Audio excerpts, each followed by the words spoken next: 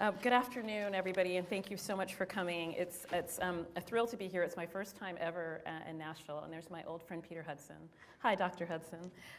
And to be here also to see my good friend and one of my most important and favorite interlocutors, Jonathan Metzl, at his new digs here at Vanderbilt, and to be able to join and to participate in the important conversation that the Center for Medicine, Health, and Society is doing. So I'm really honored by the invitation.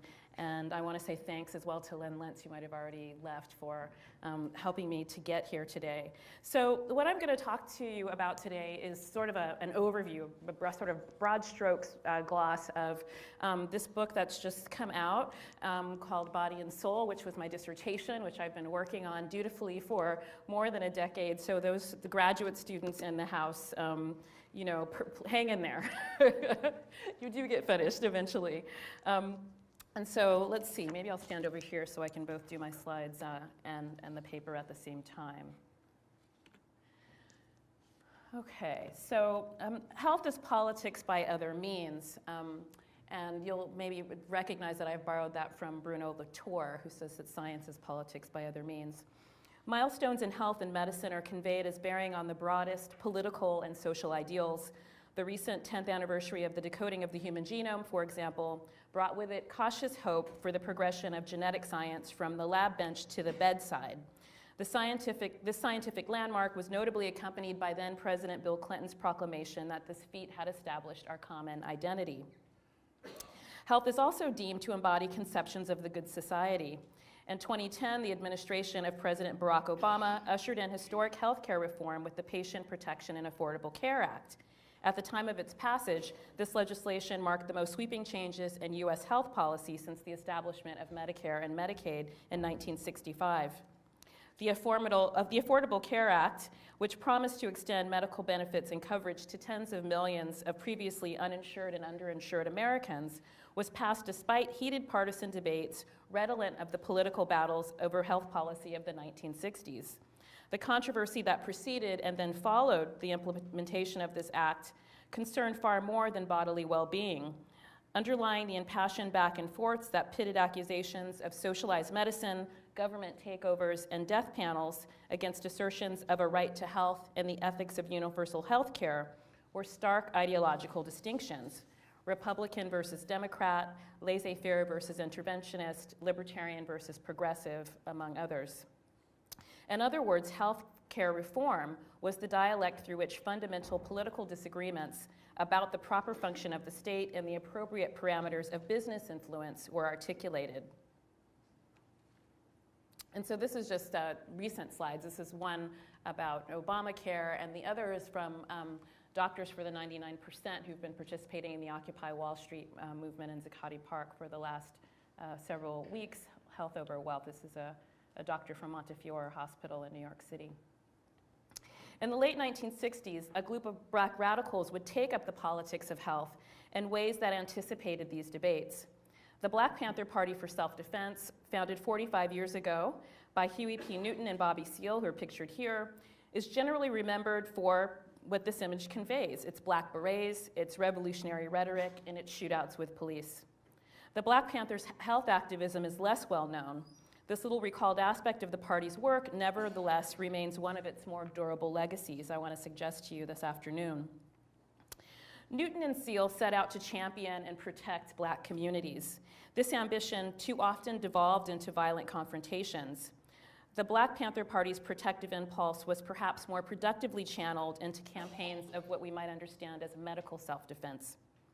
The party fought to shield disenfranchised communities from exploitative medical research, and in addition to safeguarding the poor from bad medicine, the party also disseminated health education and dispensed medical care. Over 3 days in the spring of 1972, the Black Panther Party held a Black community survival conference, a gathering that combined elements of a street rally, a fair, and a block party in that city's DeFemery Park, which is also known as Little Bobby Hutton Park, for a member of the party who died in its early days. On March 27th, standing before a large banner carrying the slogan, "Serve the people, body and soul," Black Panther Party chairman and co-founder Bobby Seale spoke on a public address system to an assembled mass of Panther loyalists, political allies, locals, police, and passersby about the organization's slate of free community service programs. Called survival programs, the activists established these community initiatives in part to help poor blacks cope in the face of the surveillance and harassment they experienced at the hands of agents of a mounting law and order state. On the other hand, these programs were intended as a stopgap solution to the diminished provision of social services by a shrinking welfare state. So this is from their newspaper. You see the banner, "Serve the People, Body and Soul," which is where the book title comes from. This event was in March of '72, and this is from a newspaper clipping from May of 1972. At stations throughout the park, against a backdrop of barbecuing, children's presentations on Black and radical history, which are pictured here, speeches by members of other activist groups such as Donnie Tillman of the National Welfare Rights Organization, a performance by the pioneering a cappella group, The Persuasions, and other entertainment, Black Panther Party cadre and volunteers distributed information about the more than a dozen no-cost community service initiatives, including escorts for senior citizens to medical appointments, free elementary education at its school in Oakland, and a bus service to prisons for visits with incarcerated friends and family, to name only a few. Concurrently, Panther members showed Seale's words in action that day, handing out free bags of both food and clothing to an appreciative crowd. So this is the backdrop of that stage at this Black Community Survival Conference. It gives you a sense of the scale of it, and there's the bags of groceries there in the background. On the same weekend, at the same event, the Black Panther Party also held a voter registration drive in anticipation of a May 1972 announcement of Bobby Seale and Minister of Information Elaine Brown's respective candidacies for mayor and 6th District City Council seat on a community survival ticket in upcoming Oakland elections.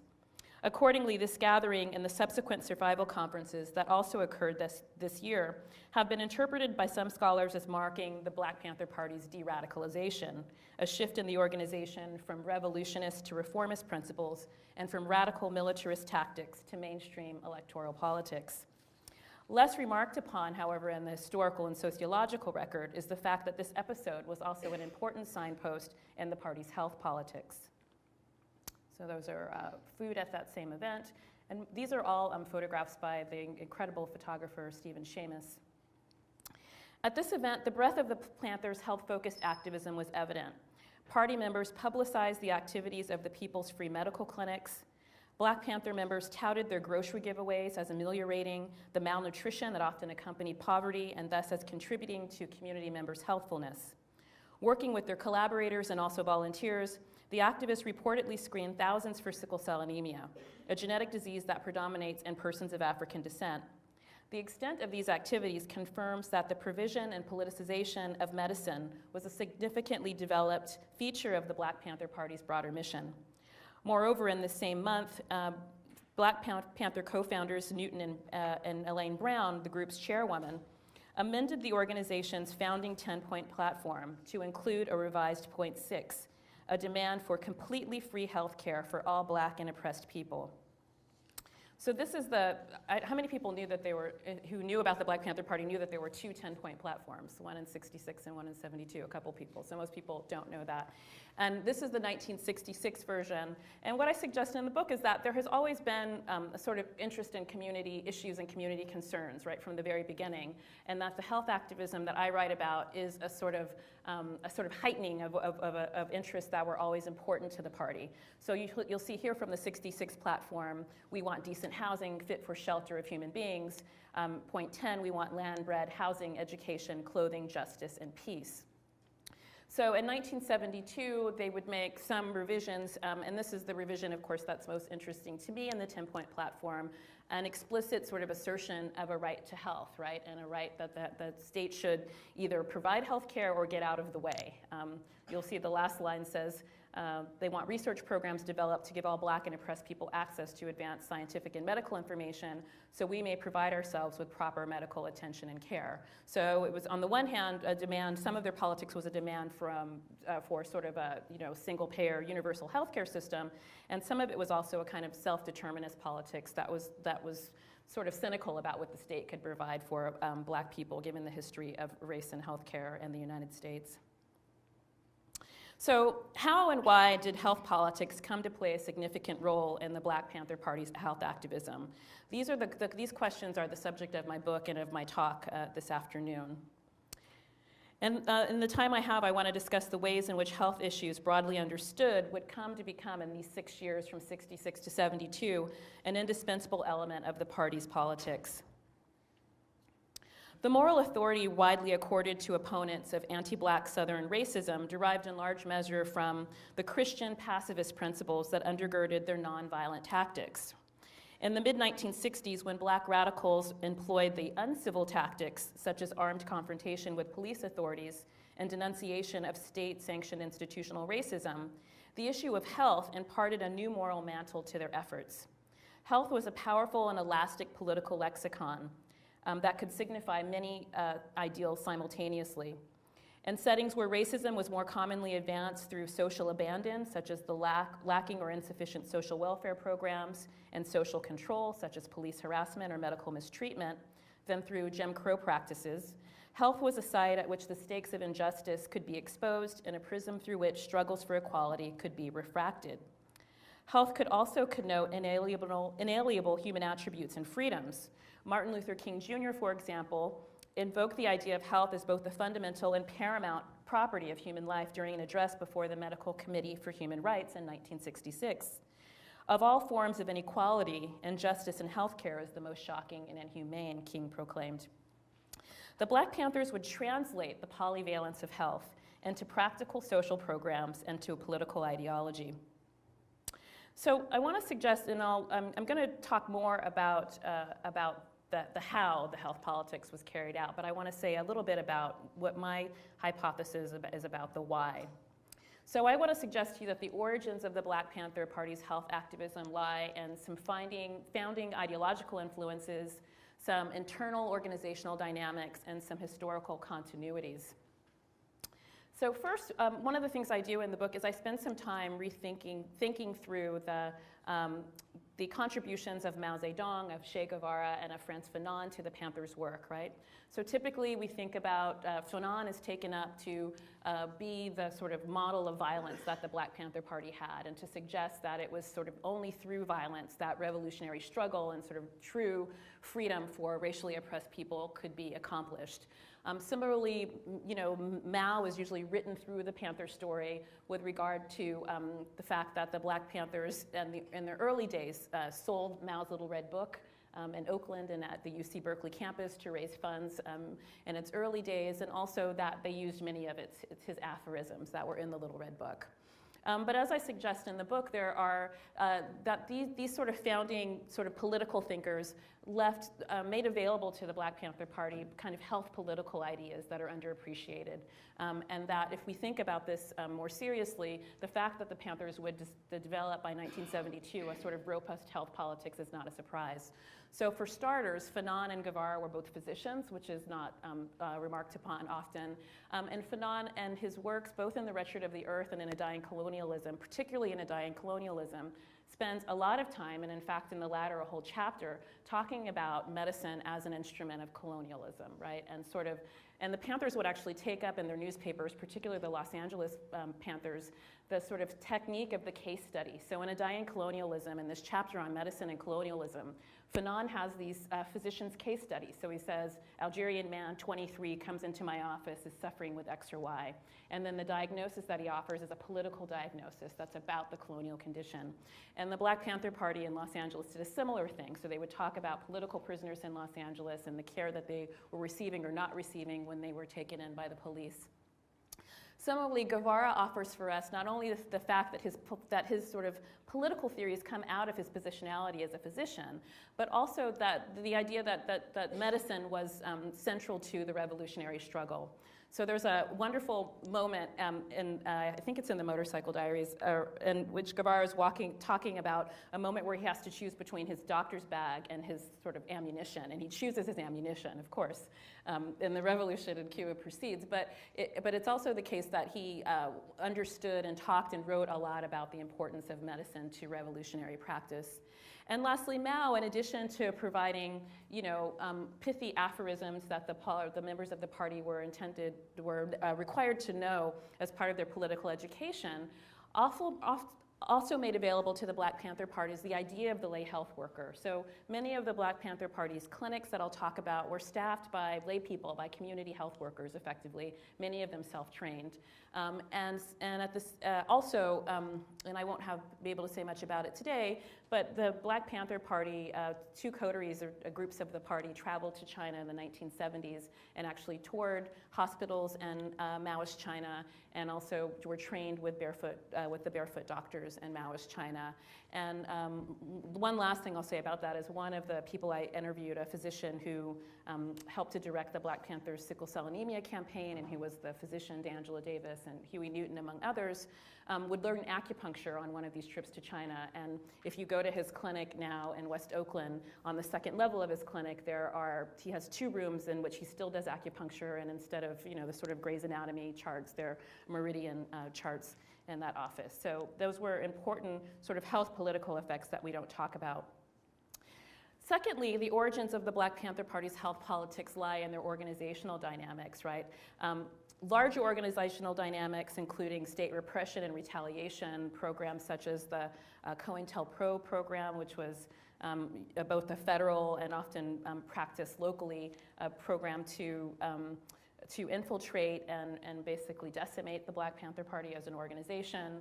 Of course, there were incidents of violence that were initiated by the party, and of course, there were fatalities that resulted that occurred as a result of this.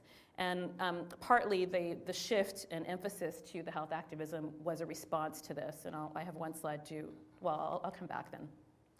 So in the book, what I do is link this to the fact that many of the clinics, in fact, all of the clinics would be named for sort of Black Panther Party martyrs. So this is a flyer that I got from an LA Panther that she gave to me from her personal archive.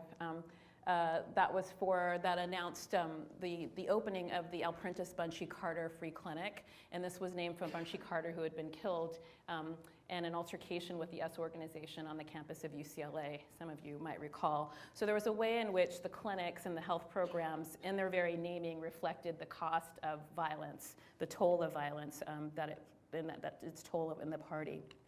So to go back briefly. And then the origins of the party's health politics, of course, lie in interorganizational conflict, right? So by early 1970s, there's a division in the party about whether the party should proceed as a sort of underground guerrilla group, which was the position that was supported by Eldridge Cleaver, while Newton and Seal and Elaine Brown, as she came to take a larger role in the party, supported more of the social programs. And by some accounts, this conflict pivoted on the import and the expansion of the social programs. Lastly, there were important historical continuities, right? So in the book, I talk a bit about what in the sociological literature is called social movement spillover. So I situate the Black Panther Party not only in the sort of contemporary health politics that was happening at the time, so the women's health movement, there were hippie clinics in the Bay Area and the like, but I also make an argument that the Black Panther Party extended a tradition of African American health activism that goes back to slavery, although in the book I'm particularly interested in the 20th century.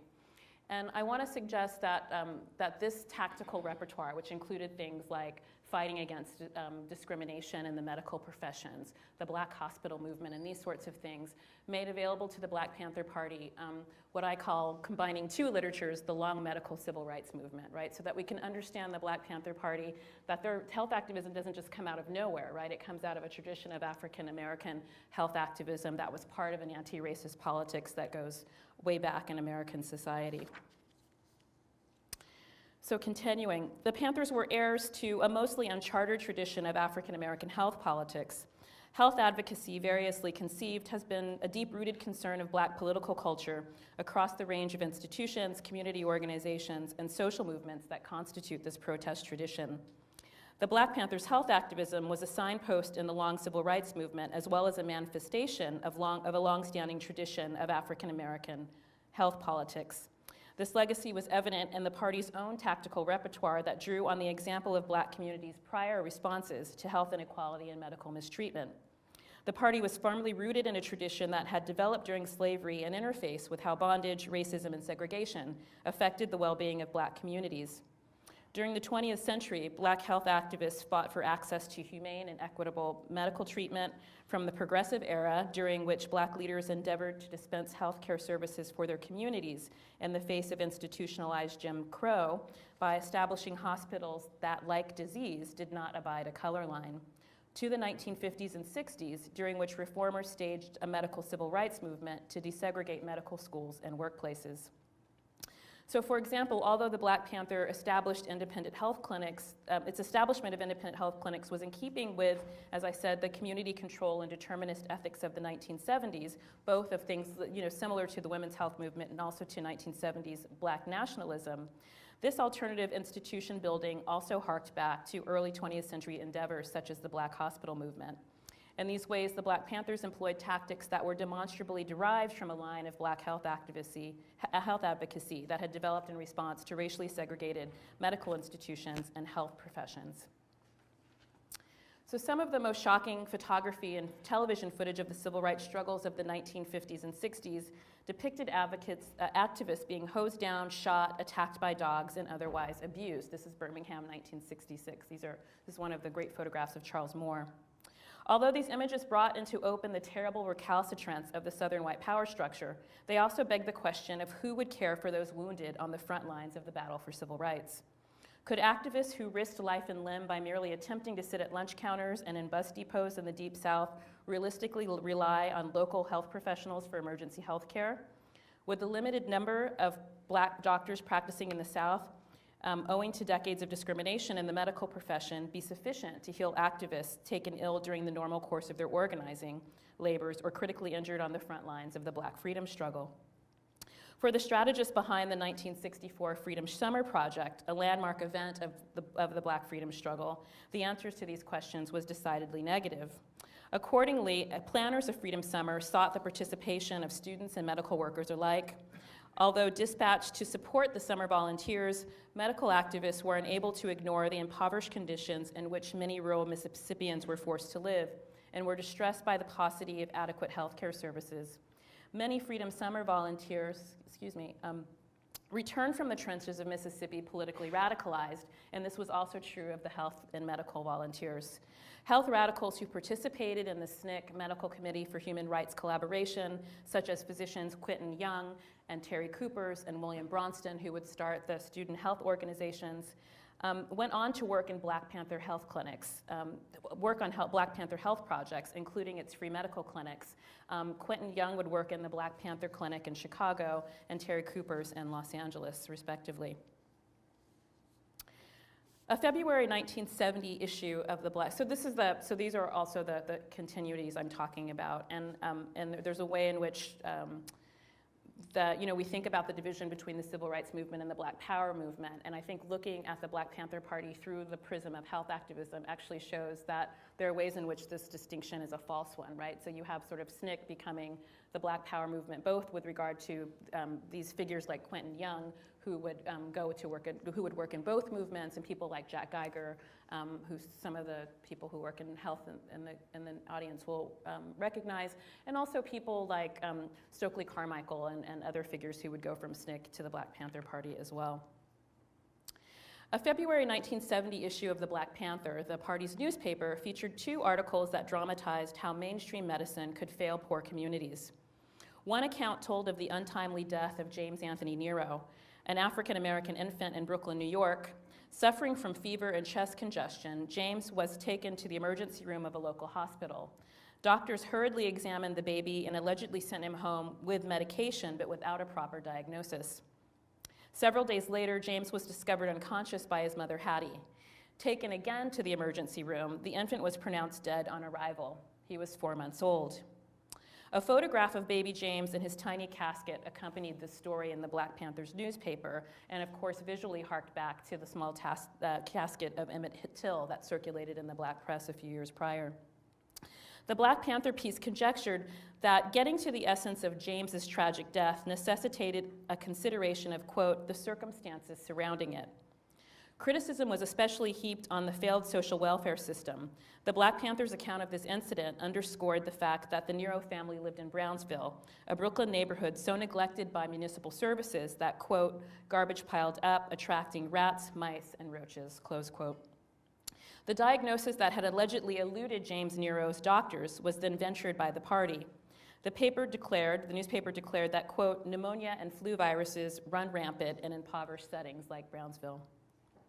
A second article in the same issue of the Black Panther newspaper employed anecdotal vignettes to depict the dismal state of healthcare services for the underprivileged in the Bay Area, shining a light on the disrespectful, unprofessional, and even authoritarian encounters between physicians and their patients at San Francisco General Hospital, a public teaching hospital affiliated with the University of California. This article's unnamed author declared that this public facility should not be regarded, quote, as a charity hospital because there is no charity practice there, close quote. Represented as typical of this hospital were patient-doctor interactions such as the one described here, quote, the intern who examines you at first at least says hello, but the resident who comes in to check up on him hurts you and ignores you. He talks to you as though you weren't there, close quote. Affronts to women seeking reproductive health care at San Francisco General received extended consideration in this article in its portrayal of the many hurdles and indignities faced by a hypothetical impoverished pregnant every woman of color who was getting by with Medicaid assistance. Shuttled between prurient social workers and public health nurses, poorly managed municipal health facilities, and callous physicians depicted as lobbying expected mothers to choose abortion over childbirth, and waiting for hours to be seen in each instance, poor women's pursuit of maternal care was seen as a frustrating, coercive, and demeaning affair. Running side by side in the newspaper, these two articles encapsulated the activist interpretation of the challenges confronting medically underserved communities, including inadequate facilities, negligent care, paternalistic and sexist interactions with medical authorities. More particularly, dealing as they did with the pragmatics of healthcare, the People's Free Medical Clinic, the newspaper account offered ready justification for the formation of the Panthers' own independent clinics. Quote, our people are dying of medical miscare. We must work to make the People's Free Health Clinics a reality.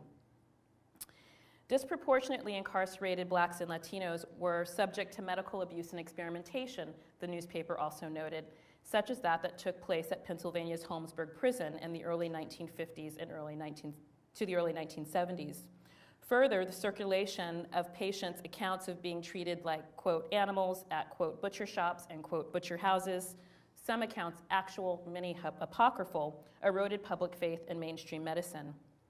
As it was put in a June 1970 newsletter published by the Los Angeles-based Southern California of the Black Panther Party, quote, poor people in general and Black people in particular are not given the best care available. Our people are treated like animals, experimented on, and made to wait long hours in waiting rooms, close quote. That this accusation was warranted was crystallized for many skeptics following the New York Times disclosure in 1972 of the 4 decades-long Tuskegee syphilis study, in which close to 400 African-American men were left untreated for the disease so that researchers could observe its ravages on the human body. So this is from an August 1972 issue, front cover of the Black Panther Party's newspaper. The Black Panther Party, people will often ask me, did they start doing health activism after the revelation of Tuskegee? And no, they started doing their health activism well before, but it was a sort of moment that sort of solidified and highlighted for them many of the things that they had been saying about healthcare and race in the United States for at least 4 years before this disclosure. So in April 1972, Bobby Seale issued an organization-wide directive that all party chapters establish local free healthcare facilities. So the party starts in 1966. By 1967, Huey Newton is incarcerated for, I think he's set free eventually. He's not charged for the crime, but he's in jail for over a year. And so the party is expanding and it's coming to national attention, and only one of its founding leaders is sort of in the day-to-day workings of the party. So this mandate would be issued in 1970 by Seale, and apparently in consultation with Newton. And they were also trying to, by 1970, to get a handle on the fact that chapters were springing up all over, both in the country and internationally. And so part of what they were trying to do were to say, like, if you're going to have a chapter, you have to have these things, right? So you have to have a free breakfast program, and one of these things were that all chapters had to have a clinic by 1970. So called the People's Free Medical Clinics, the resulting facilities became the infrastructure for the party's health programs. So this is Bobby Seale at the Berkeley People's Free Medical Clinic, which was the one closest to the Black Panther Party headquarters, and it would be one of the last ones to be started. They sort of ironically started their chapter late. But you'll see that there are sort of medical images sort of on the wall. There's some sort of medical device on the table there. I write a little bit in the book about the presence of Panthers wearing white coats. A lot of the feminist healthcare movements, feminist health clinics, and sort of the sort of hippie clinics that start, like the free clinics that start in the Bay Area, it was important that people didn't wear white coats. There was a sort of sense that people should be dressed like the rest of the people. But for the, it's interesting, for Black communities and for the party, it was important to sort of have this sort of sartorial representation of sort of medical expertise. So this is a flyer announcing the grand opening of Bobby Seale's People's Free Health Clinic. It would be later renamed within a month for George Jackson after he passed away, after he was killed. So the plan to extend the clinic program was first announced by the party's Minister of Education, Ray Masai Hewitt, in this article from the Daily World in 1969 called The Panthers Map a People's Medical Plan. Clinics were launched as early as 1968 in several cities, including Kansas City, Missouri, Chicago, and Seattle, with Portland following suit in 1969. The Los Angeles chapter's Bunchy Carter Clinic was located in the Watts neighborhood and opened in December 1969. Soon after Seale's clinic mandate was handed down, clinics were launched in New York, in several of the boroughs of New York City, Cleveland, Boston, Winston-Salem, and Philadelphia. The New Haven Clinic, New Haven, Connecticut, opened in February '71, and the medical clinic located closest to the Oakland headquarters, as I said, didn't open until the spring of that year. The Panther clinics eventually spanned 13 cities, with New York City and Portland having more than one clinic. The clinic served a broad base of operation for the party in at least two ways. They were, as I said, the sort of infrastructure of the party, and they were also kind of these ecumenical spaces where medical care was administered along with other kinds of social services, right? So medical care was the central aim, but not the sole aim. And local residents could receive assistance from what was called a patient advocate, a party member or volunteer on matters about physical health, housing issues, and legal aid. So there was a broad-based serve the people agenda that was carried out at the clinics. So I'm going to show you a few slides now from the clinics. This is the Franklin Litch People's Free Health Center in Boston, which was, as you'll see, was run in a trailer. So Bobby Seale makes this mandate, but the party headquarters provides no resources for the clinic setups. And so each of the chapters have to use their own ingenuity and come up with their own resources to set up the clinics. And the Boston clinic did theirs in a trailer. This is the interior of their clinic. This is a flyer from the Seattle People's Free Medical Clinic. That was open Monday through Thursday, 5:30 to 9 p.m. They were often open in the evening where people could come after work, and often medical students and doctors could come after their rounds to work in the clinics, volunteer their labor. The clinics basically were often responding to local needs. So in the case of the Winston-Salem chapter, they were the one Black Panther chapter that had an ambulance service, and it responded to the fact that the ambulances wouldn't come to certain neighborhoods in Winston-Salem, and they would sort of ask people lots of questions, and then on top of that, people had to pay, even if they could get the ambulance to come, and often people didn't have money to pay for the service. This is the Los Angeles, so this is actually the Los Angeles the Bunchy Carter Clinic sort of carrying on after the clinic is destroyed by a police raid sort of the night before. So you can see there's a sort of makeshift handwritten sign. The woman with the afro is Marie Branch, who was a UCLA nursing professor who helped establish the Kennett clinics. This is from that same article. The doctor in the foreground is Terry Coopers, who was involved with the SNCC Freedom Summer campaign and then helped to set up the clinic in Los Angeles. So this probably goes without saying, given the pictures, but the Black Panther health activism and all of their activism was multiracial, interracial activism. This again is the white coat. This is Marie Armour actually checking a TB test that she had given a little girl in her home in Oakland. All right. So at its clinics, the Black Panther Party highlighted the problem of sickle cell anemia disease, an incurable genetic condition that occurs predominantly, although not exclusively, in persons of African descent. Its campaign, launched in 1971, was a response to what the party perceived as the deliberate and pernicious neglect of African American citizens by the healthcare state. And in response, the Panthers established their own free genetic screening for sickle cell anemia trait and disease. In keeping with the democratic principles of the party's health politics, the genetic screening program relied upon the labor of Black Panther Party cadre and community members, in addition to that of volunteer medical professionals and often medical students, medics who had been trained in Vietnam and the like. So there's a woman here getting her finger pricked for a sickle cell anemia test, and you can see in her lap is a flyer that says, "What is sickle cell disease?" The Black Panther Party did a lot of actual quite good sort of public health education around sickle cell disease. So I'll just show you a few slides. So as I mentioned earlier when I was talking to some students, part of what's interesting for me in a sort of geeky technological way is that what enabled the Black Panther parties to do this genetic screening was that the year before a test called SickleDex was developed that was inexpensive and that non-experts could use and didn't have to take place in the laboratory, and allowed them to do tests by the hundreds and, as they claim, the thousands in public places, public venues like the Community Survival Conference. And this is taking place at one of those conferences. They've been critiqued.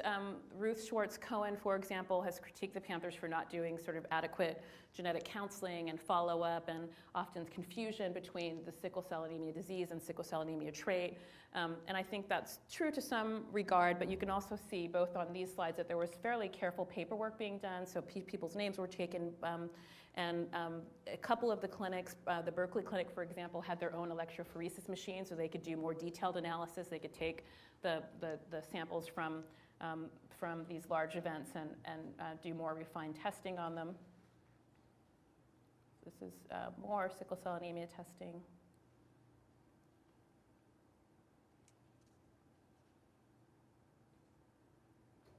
All from these community-like events.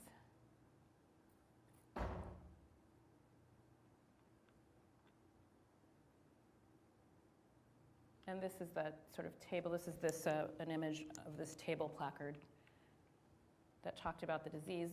They wrote often about children who suffered with sickle cell anemia and wrote from the perspective in the newspaper of children. In the background of this boy are shapes of sickled cells, and this image was done by Emory Douglas, who's the sort of artist who created the kind of visual identity, Minister of Culture. This is a chart that ran in the newspaper showing the inheritance, how sickle cell anemia trait and disease, carrier status and disease was transmitted. Accurate chart in their newspaper. And this is a slide from part of how they did their public education. And to me, this is one of the more interesting sort of artifacts of their sickle cell anemia campaign. It's a screenshot from the Mike Douglas show in 1972. It's a week in which Yoko Ono and John Lennon were the guest hosts, and the other guests that week included Abby Hoffman. It was a time for the young folks that we had like 3 television channels. Everybody would have been watching this. It was a kind of media event, right? There's Bobby Seale there sitting next to Mike Douglas, and on the far right is the woman with the afro is a woman named Marcia Martin, who was the student body president of Mills College and was a member of the Black Panther Party. And next to her is a man named Don Williams, who was a medical student at Stanford Medical School, who helped the Panthers with a lot of their technical work with regard to sort of inheritance charts for genetic disease and the like. And so, this kind of major event gets lost in our memory of the Black Panther Party, I think says something about what as a society we choose to remember about them. And please understand that I'm not an apologist for the party, but that, I think this was a pretty major week in television history, right? And we know so little about it. So, and what was interesting about this in part is that they talked in quite technical detail about what sickle cell anemia is, why it was important, to a mostly white Philadelphia suburban audience that was then sort of broadcast in national television.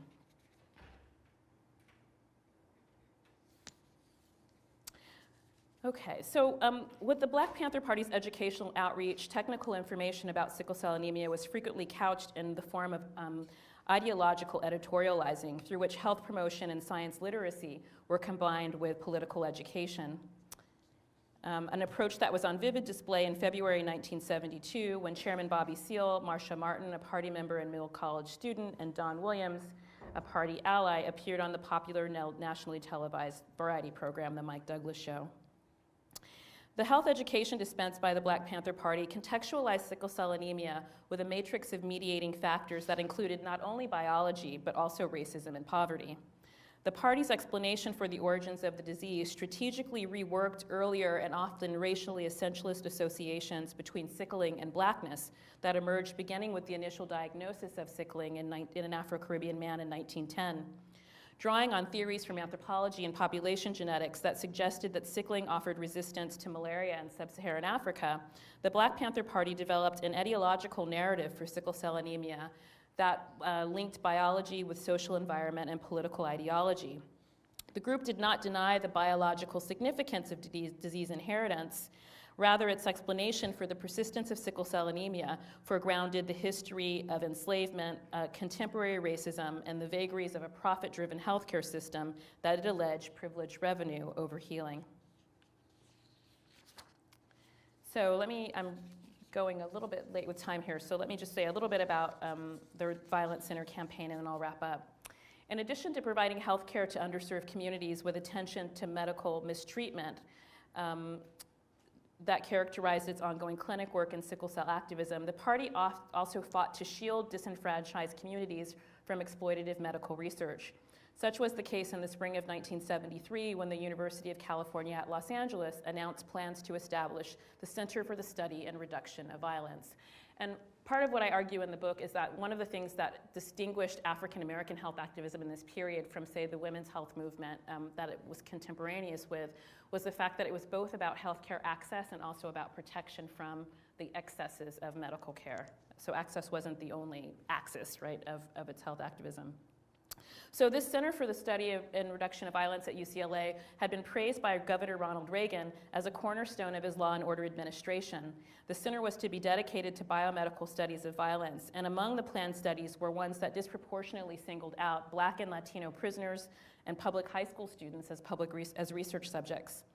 Another project proposed controversial invasive brain surgery to remedy aggression.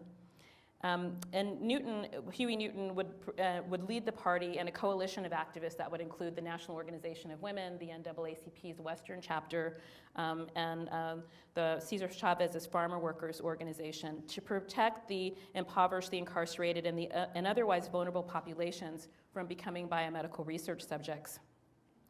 So working with the progressive attorney Fred Heestand, who's now a lobbyist in Sacramento, this coalition of activists successfully challenged the establishment of the proposed Center for Violence at UCLA. Through their attorney, the Panthers and their allies argued that before the California legislature that the urban violence of the 1960s and 70s was not attributable to the innate pathology of Black and brown bodies, but was, as H. Rap Brown had poetically put it a few years prior, a social and political phenomenon as American as cherry pie, and that's Brown there. The center was planned with a so let me just skip ahead here. So one of the things, you can't quite see this, but one of the things that's interesting about this campaign that the Black Panther Party was involved in is that they create as a tactic this legal document called an administrative complaint that has no legal status, right? So they submit to the California legislature, they submit to various state senators and representatives this document that looks like a legal briefing, like that has plaintiffs and defendants and the like, but actually it's a sort of social movement tactic. It has no legal bearing whatsoever. But you'll see the Black Panther Party listed there as well as the NAACP, et cetera. So they would argue that violence effectively was a social phenomenon, right? And this is where the phenomenon that we know of the Black Panther Party would come into bearing. The Panthers articulated an alternative ideology of violence that privileged social causation and defined violence as a non-biomedical phenomenon. And the center would successfully be stalled, owing in no small part to the party's intervention. And I can say more about this in our discussion. So to wrap up, the Black Panther Party attended to the ways in which poor Black communities were both, as I said, underserved by and overexposed to mainstream medicine. Accordingly, its health politics displayed two interrelated emphases: demands for healthcare access and demands for emancipation from discrimination and abuse in medicine. The Panthers and their allies endeavored to remedy the lack of access to medical services for members of marginalized groups by supplying basic preventative care at its free clinics. The party additionally sought to shield these same communities from the excesses of biomedical power, such as questionable clinical research and medical experimentation, in the case of the UCLA Violence Center. Recently, journalist Rebecca Skloot has depicted how a Johns Hopkins researcher surreptitiously appropriated the fatally prolific cervical cells of Henrietta Lacks, a Black working-class woman who died from cancer in 1951. In the second half of the 20th century, these thriving cells would become vital to modern science, even as Lack's family was devastated over the same decades by the many consequences of her loss.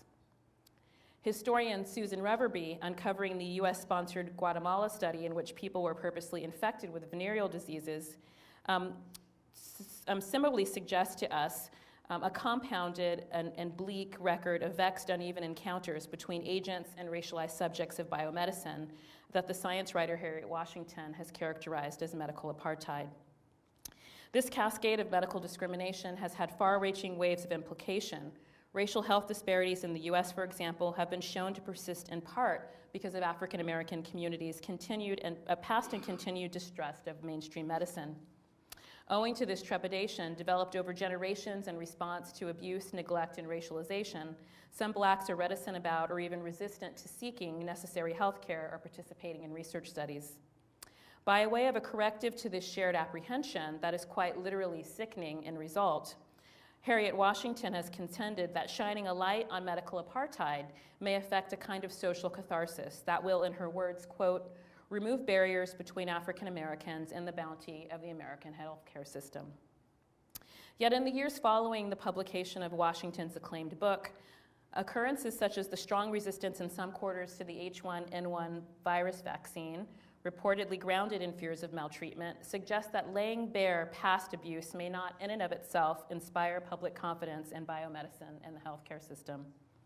More pointedly, at a time when the subjection of marginalized communities to biomedical authority is coming to renewed attention in the work of Reverby and Skloot and others, the recuperation of moments during which members of these groups endeavored to shift the balance of power in medicine may serve as a more effectual counterweight to enduring medical mistrust.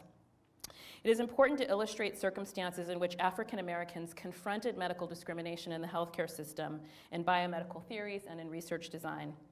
Yet in so doing, the Black Panther Party and the communities that they worked with did not assert a blanket rejection of medicine. Rather, they laid claim to a critical conception of healthfulness, a right to health equality free from subjection. Between its founding in 1966 and its formal end in 1980, on the occasion of the closing of its Oakland Elementary School, the Black Panther Party blazed a distinctive trail in US political culture, linking health to its vision of the good society. Its lasting significance is perhaps most robustly manifest in Panther iconography, and the symbol of the Black Panther borrowed from civil rights activists in Lowndes County, Georgia, and Minister of Culture Emory Douglas's idiosyncratic political art, and the graphic identity the organization established with its newspaper, and in the many photographs that captured the countenance and posture of its fresh-faced yet knowing leaders. Although the Panthers' politics of health and race is seemingly a more ephemeral legacy, it endures in the commitment of health activists today, both former party members and those inspired by them, in the persistence of community-based healthcare in the face of medical inequality, and in the persistent idealism that a right to health might be assured. So just to close, I wanted to show you a couple more slides, and I mentioned just in passing the legacy of the Black Panthers health activism. This is one legacy. This is a woman named Carolyn Downs who started the Black Panther Clinic in Seattle in 1968. Today there is a sliding scale nonprofit clinic in Seattle that's named for her, and when you go into the clinic today you see this picture of her, and there's also a plaque in the clinic that says here this clinic is located and is inspired by the work of the Black Panther Party in Seattle. This is in the bottom on your right is Malik Rahim, who was a co-founder of the Common Ground clinic in New Orleans in 2005 after Hurricane Katrina. He was a member of the Black Panther Party in New Orleans, and he says to start a healthcare clinic or a first aid station after Katrina wasn't anything because we did this in the Panther Party. Thanks.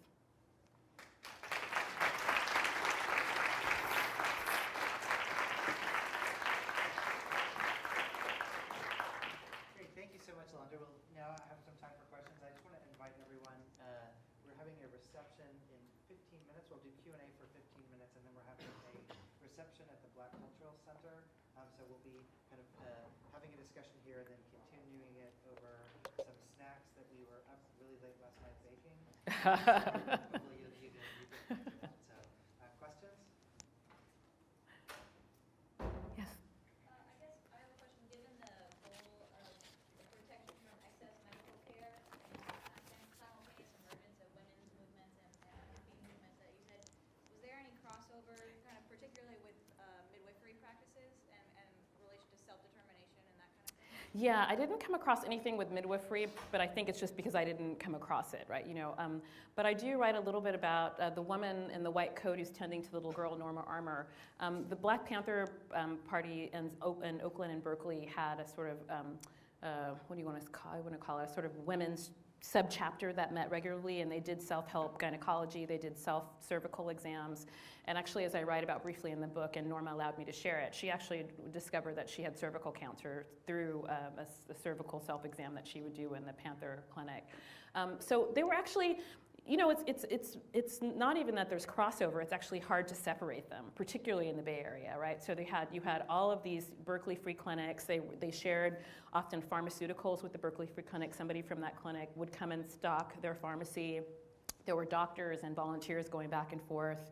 Norma sometimes worked in some of the feminist clinics in Berkeley. So there was a lot of overlap, and there's a way in which this sort of the distinction is an artificial one, but I think it's one that's analytically necessary because we know so much about the women's health movement and nothing about the Panther health activism that was happening at the same time, but lots of overlap, lots of coalition politics, lots of sharing of resources. Thank you. Yes, sir. Very nice talk.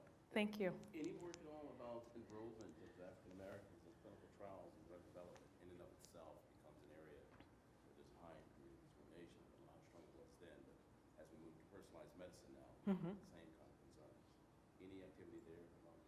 No, I mean, I didn't have time to go into more detail to this UCLA case, but actually they wanted, it's interesting, they didn't want people, particularly vulnerable populations, right? So people who were in schools, people who were incarcerated, at all involved in these clinical trials, because they understood them as being just a source of discrimination and danger for Black people, not a potential, social good, even though, Stephen Epstein writes about this, right? That we had this sort of standard white male who was the clinical subject, right? So, yeah, so no, there was no consciousness of that, but I think that the stakes for them were a lot more acute and grave in trying to get the center shut down, and I think it was a different moment. I think it's a conversation we can have, now, in the 80s, 90s, yeah. Yeah, sure. I mean, if you think about I mentioned the Holmesburg prison cases, this Acres of Skin book, all of these cases in which prisoners were being discriminated against. The Panthers in Los Angeles worked on some early prison rights, early relative to today, activism in which they were trying to get medical care to members of the party who had been taken to prison and weren't getting medical care at all. So they were kind of more just, basic and fundamental, I think, concerns. Yes? Was there backlash from the mainstream medical community reaction? That's a really great question. There were a few responses. One, I found in the secondary literature and sort of like nursing journals in the AMA, sort of what are we going to do with these community clinics? What are we going to do with these ghetto health clinics that are springing up? And so there was, I should go back where I was. Because these were often sort of young people, and these were people who had been radicalized in Freedom Summer and other places, there was a great deal of sympathy, but there was one picks up in the literature a sort of sense of people trying to both work within their sort of professional goals and their ideals as professionals, and also see if they could work with, feminist clinics or the party's clinics. So there was that. Some people, sort of white doctors and nurses and nursing students and the like, were committed to sort of casting away as much as they could their sort of their elite status and sort of joining the ranks of the party sort of uncritically. You see this a little bit in Fitzhugh Mullen's book about the Lincoln Hospital struggle and sort of his experience in that. And then you have different types of responses from the state. So the clinics got raided a lot. In Chicago, there was a lot of controversy over whether or not the clinic in Chicago should be regulated. So the Chicago Public Health Authority said, you need to license your clinic with us, and the Panthers were like, that's totally antithetical to what we're about. We're not going to license the clinic, and there was a series of hearings. So there were ways in which the state tried to hem them up with red tape, and then there was also just outright oppression, right? Sort of, clinics being shot through, like in LA. Equipment being destroyed. Sometimes in LA, one of the people I interviewed said that the police would wait till they were getting, they were clearly getting a delivery of something for the clinic, and then they would stop the truck and confiscate the materials. So there was various types of reactions.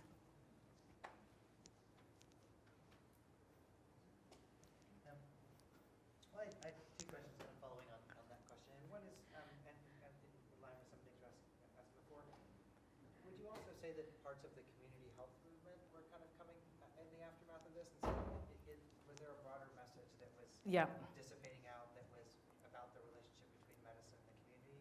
And then the second part of that question is what are, if we had to kind of go more broad about the lessons for biomedicine or mainstream medicine that are, if there's a lesson for the ways that protest politics can somehow, like what do protest groups' engagements with health teach us about lessons that we should teach biomedicine? Because I guess I was thinking that there are two ways you could think about that. On one hand, it seems like the Black Panthers are, showing the gaps. In other words, like the government's not taking care of you, and we're going to fill in because this is an inherent kind of critique of the government. And you see that also, and I mentioned Hamas very briefly. But, Hamas is a supposedly terrorist group, but they got their start also by giving out blankets and regulations and stuff like that. So in a way, there's this message of we're going to take care of you because the government isn't. And on the flip side of it, you have groups like the Tea Party now, who like their platform is based on almost exactly the opposite of kind of rejecting a kind of paternal government thing. And so there is this kind of tension about like who's really taking care of you. Yeah. I guess first about the community clinics. I mean, that's the other sort of domain that's operating alongside these feminist clinics and these other sort of free clinics. And those were a part of the war and poverty programs, but the Panthers saw them as doing something distinct, and they thought that the community clinics that came out of the federal war and poverty program didn't have enough community control. So they were supposed to have these federal community clinics were supposed to be run by the community and have community participation. But for the Panthers, it wasn't enough community control. And so they were actually quite critical of those clinics.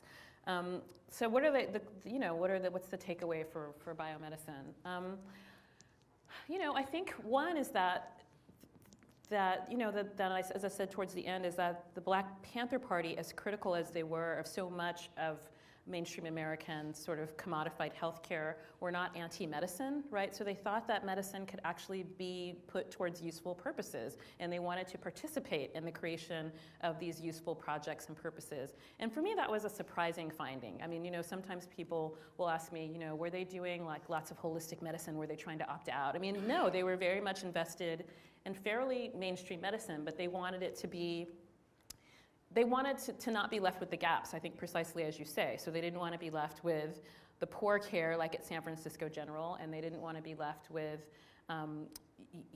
just because you're poor doesn't mean you can't have good and quality care. And I think they also wanted a kind of, I use the term in the book, trusted experts, so that they wanted to be able to work with mainstream medical professionals, but they wanted to there wanted to be a way in which they could be vetted, right? So they knew that they could be sort of trusted and accountable and trustworthy in these sorts of things. So I think one takeaway is that the mistrust narrative, the sort of Tuskegee mistrust narrative, is not the only narrative we have from the 1970s about Black people in healthcare, right? And to capture the Black Panther moment, I think that could actually be useful for people's lives, right? For their health-seeking behavior and these sorts of things. Yeah.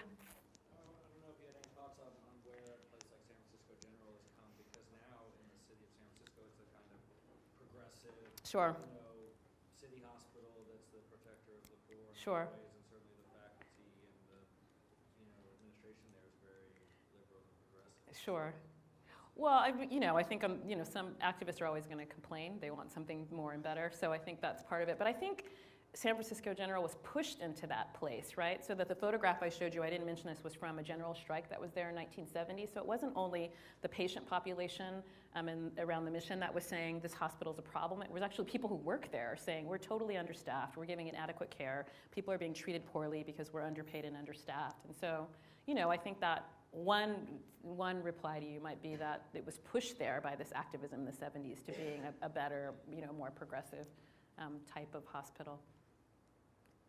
How did mental health care figure into the Panther Party's goals for the clinics or the larger goal of providing free health care to Black and oppressed people? I didn't really come out, the closest I get is this Violence Center chapter that's sort of trying to dismantle these sort of effectively, biological and genetic claims about violence and the sort of propensity of Black and brown men to violence. I didn't come across anything specifically about mental health. There's some things in the Violence Center chapter about Hank Shockley and Arthur Murray and these sort of controversial theories about genetics and IQ and sort of mental inferiority. And the Panthers have Bobby Seale has this interesting press conference with Elaine Brown where they basically say, we're not against genetic testing, we're not against IQ testing, we just want everybody to be compared. So we don't want you to only compare Black people to white people, we want to apply, why don't we compare, poor people to rich people. They wanted to sort of implode the sort of standard categories that we use of comparison. Not that the medicine itself was bad, although implicitly the critique was that the sort of actual frame of the questions themselves were bad. But I didn't come up with anything in particular about mental health or mental health services.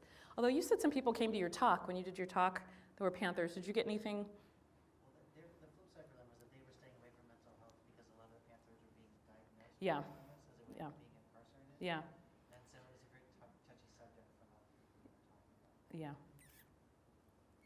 There was another. Yes, ma'am. Could you speak to the resources and where they came from? It took a lot of resources to fund high-quality efforts. Yeah, I think I use a line in the book that's like they were begged, borrowed, and stolen or something. I have all sorts of great stories about resources. So one is the Black Panther Party often just wrote for grants, so municipal grants or federal grants for community programs. They got money that way. They got a lot of donations. So Terry Coopers, who worked at the LA clinic, was at the time a resident at UCLA, and he would just have his teachers would just give equipment to the LA clinic. I got a wonderful story from Roz Payne, the documentarian, who told me that after Woodstock, they had these medical tents set up for Woodstock, and the doctors, the health workers, were like, well, what are we going to do with all this stuff? And they're like, oh, we'll drive it down to Harlem and give it to the Panthers. So things just showed up.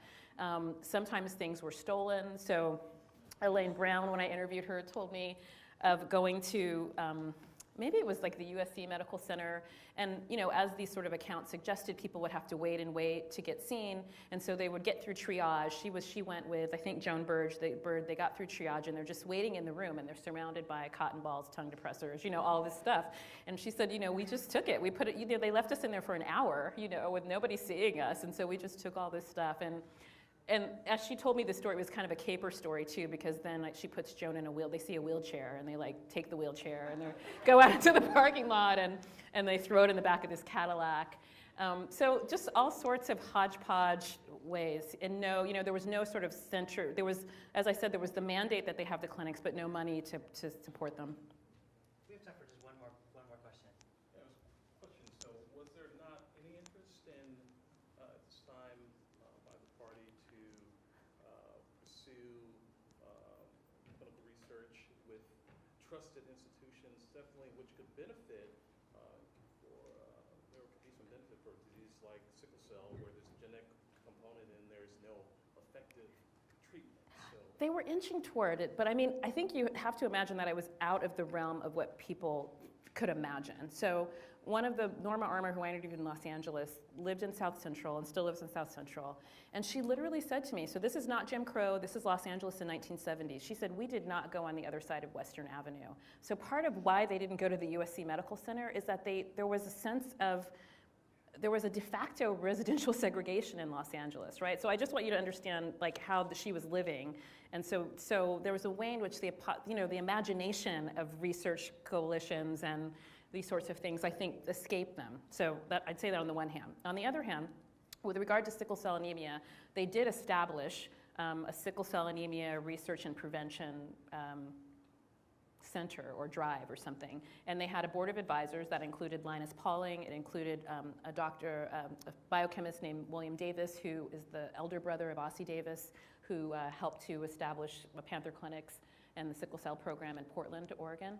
And so they had all of these sort of important scientists on board, but it didn't ever really get off the ground as a research enterprise. So they were kind of thinking about it, but I also think, in the context of Tuskegee, segregation, all these other things, it was, that actually, to even get to trusted experts, I think is a pretty big step in this moment, right? And so but I do think that that's a step that gets us to the possibility of clinical participation trials and having a seat at that table and shaping those processes.